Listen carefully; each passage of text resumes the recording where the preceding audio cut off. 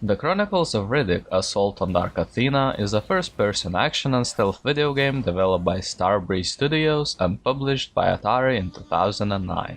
It was released for Microsoft Windows, PlayStation 3, Xbox 360 and Mac OS X. The game is a sequel to the Chronicles of Riddick: Escape from Butcher Bay, which was bundled with the Assault on Dark Athena campaign and made to run well on modern machines. Click here if you want to watch my review of the first game. Alright, enough shilling. Let's get right into the review. When you start the game, the first thing you're hit with is Vin Diesel sunbathing on the beach. Then the rock grating voice hits you. The darkness. Poo-poo. Pee-pee. From the very first cutscene you can tell that the Chronicles of Riddick: Assault on Dark Athena is a very beautiful game. While the first one blew everyone away in 2004 with its graphics, this one improved on it quite a lot. The world looks amazing. The shadows, lighting in the dark and Riddick's night vision look great. This game even managed to get a mirror working. How blessed be Starbreeze. Sure, it might get a bit bloomy at times, but hey, Riddick ain't no ordinary eye carrier. Sometimes it might seem like you can jump on a certain platform or get to a certain area, and then you just do the Titanic. And dead NPCs might trick you that they're alive. But it's a ragdoll thing, not a graphical thing. Those things have a mind of their own. Overall, the graphics look great. This new alien planet you're set to explore has waves like a black woman's booty. Gong slap slap slap.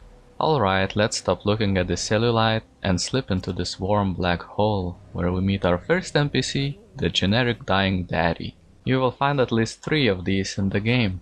They're like collectibles. I got a wife and a baby girl back on Jelda. Done.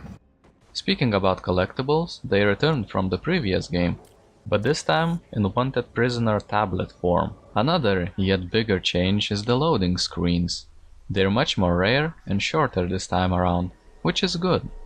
The quick saves are gone, only quick loads are available, with the typical checkpoint system, which doesn't always work. At least ragdolls still work, and oh do they work. NPC interactions have also been improved. This time around, characters have much better voice acting with improved dialogue choices and more linear approach. You're Riddick, right? Fucking hell!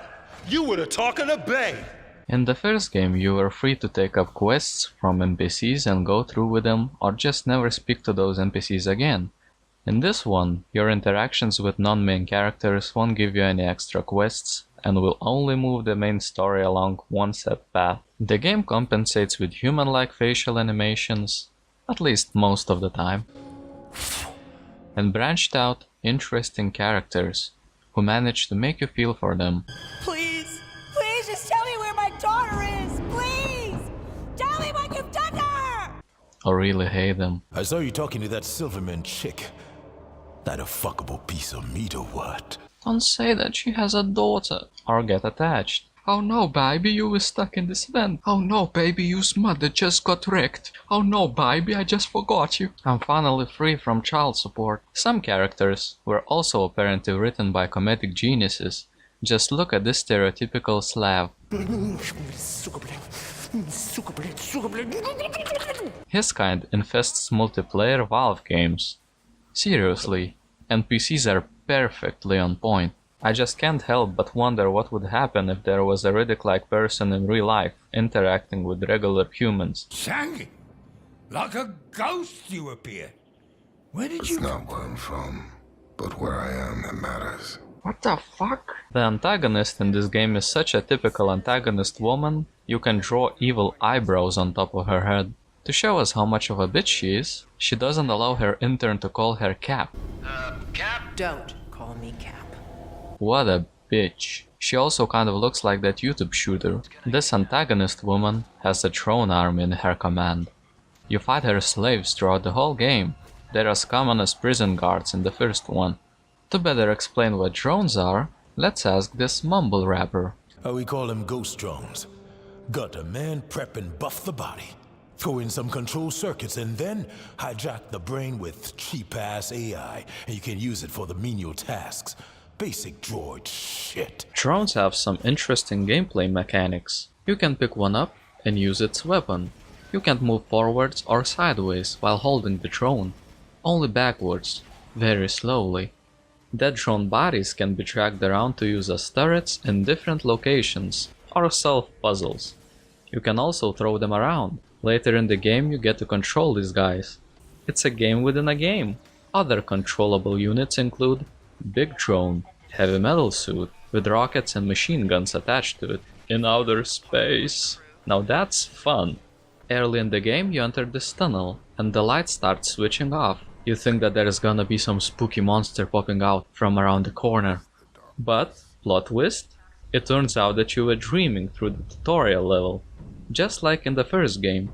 I'm always a sucker for well implemented tutorials. You awake with a mean antagonist woman pulling in your ship, which you use to escape from Butcher Bay. And that's when the stealthy part of the game starts. This time around being stealthy is more difficult. Sometimes it feels like the enemy AI knows too much and attacks too soon. In such cases you will just end up shooting everyone with drone weapons to avoid wasting too much time. Checkpoint system is supposed to force the player to make split-second decisions, to either shoot the enemy drone or sneak up behind him and kill him, which in my eyes would be a good thing. It would put something on the line, but the fact that you can just easily shoot everyone with drone weapons negates it. You can also instant kill enemies by jumping down on them from above, like Mario.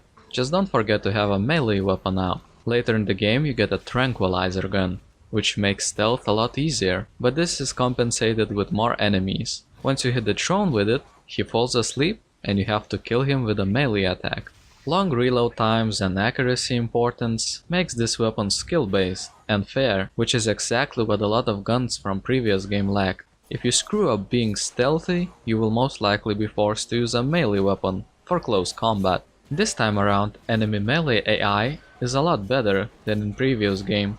You won't win just by smashing your mouse.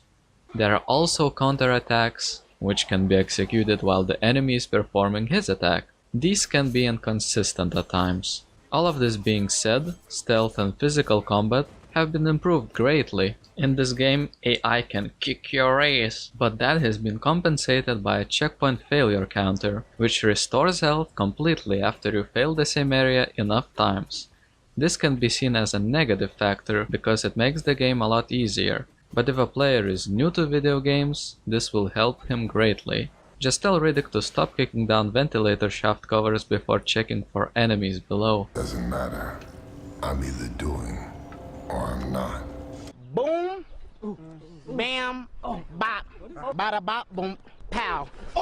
After the stealth part of the game, you finally get your guns. Some of them returned from the previous game, such as the assault rifle, which is a lot more accurate this time around. Previously mentioned tranquilizer gun, which is extremely accurate, shotgun, which is completely random and avoids hitting enemies at all costs, and a pistol, which I never used. We also get the new SMG, which sucks both damage and accuracy wise, and Scar weapon, which has remotely detonated mine thingies. Primary attack plants a mine, up to 5 at once. Secondary activates them. This weapon is used to solve most of the physical puzzles, can break through wooden doors and material, and is very accurate, but there is a few second delay between shots. Basically, it also rewards skill and accuracy, instead of randomness, which is good. When you receive this weapon, a new enemy type is also introduced, which is weak against it. Spiders that pop up out of anywhere and really fuck your health up if you don't kill them in time. They will annoy you until the end of the game. The crappy weapon and cover interaction system seems to have been fixed. It works a lot better this time around and has actually impressed me a few times. Just don't get too close to the wall or you won't be able to shoot. Most of the time, weapon battles are pretty generic, but they work well for what they are. They can also be weird, when one time you can't kill a single enemy with 5 bullets, another time you can kill the same guy with 2, but that's most likely the shotgun randomness problem. Late game enemies are bullet sponges, and the same boss mobs are recycled too many times. When it comes to combat AI, they can really wreck you up. Enemies no longer wait for you to reload or to restore your health while hiding, can use the environment to kill you, can predict your movement patterns, they can also tell you to suck their dicks. There are a few platforming stages, but they don't get annoying, environment can be used to get behind enemies, movement is quite satisfying and responsive. My only complaint is that they disabled jump bind on mouse wheel so you can't bunny hop, which would be possible in this game. You can still attain speed boost through strafing and combining two movement buttons. Interface remains pretty much the same with the addition of weapon choice wheel or mouse wheel weapon picking. Healing system is also the same. You walk up to healing units, get 4 bars maximum out of 1, and then can refill them with cartridges, which you find scattered around. There are also more puzzles this time around, which you have to complete with Scar weapon. It feels like the developers got inspired by Gravity Gun from Half-Life 2 with this one. Music remains top notch, with one track I fell in love with.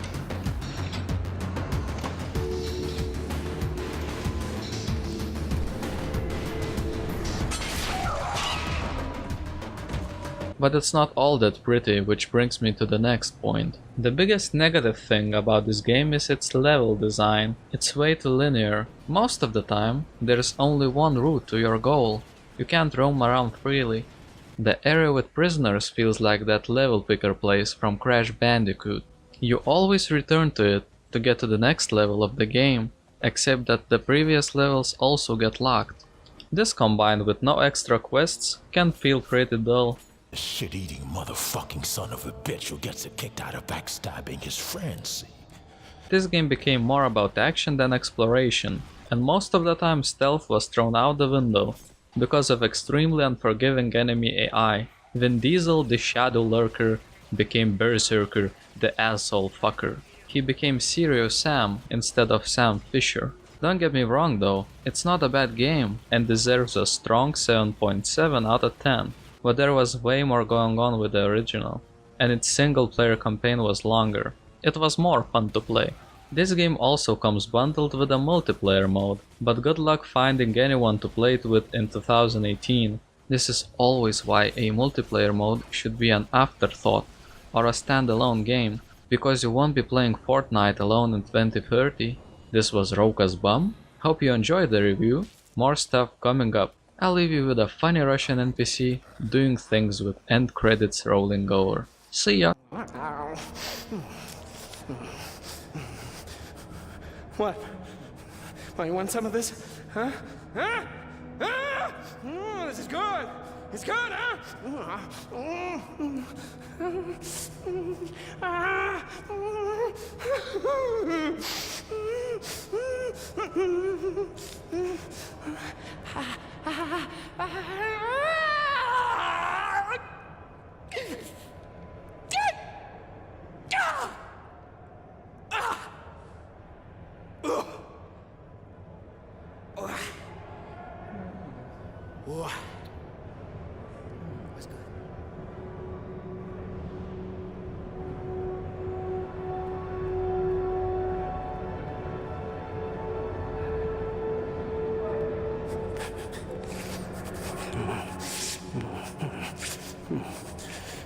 God damn, you're ugly!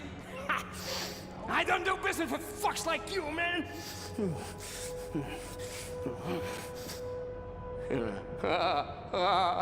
Heard they're gonna sell me for a shitload!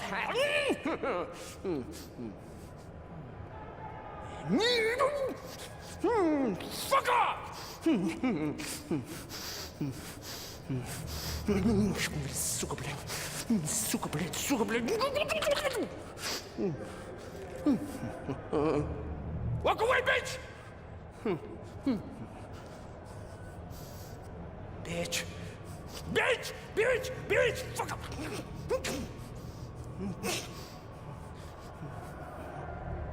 Up yours!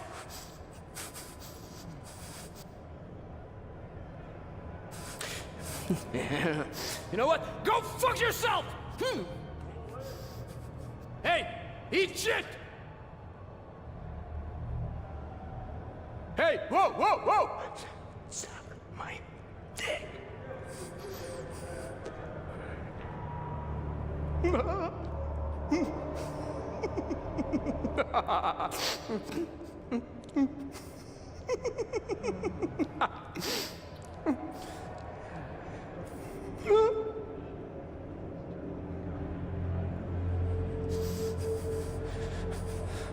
What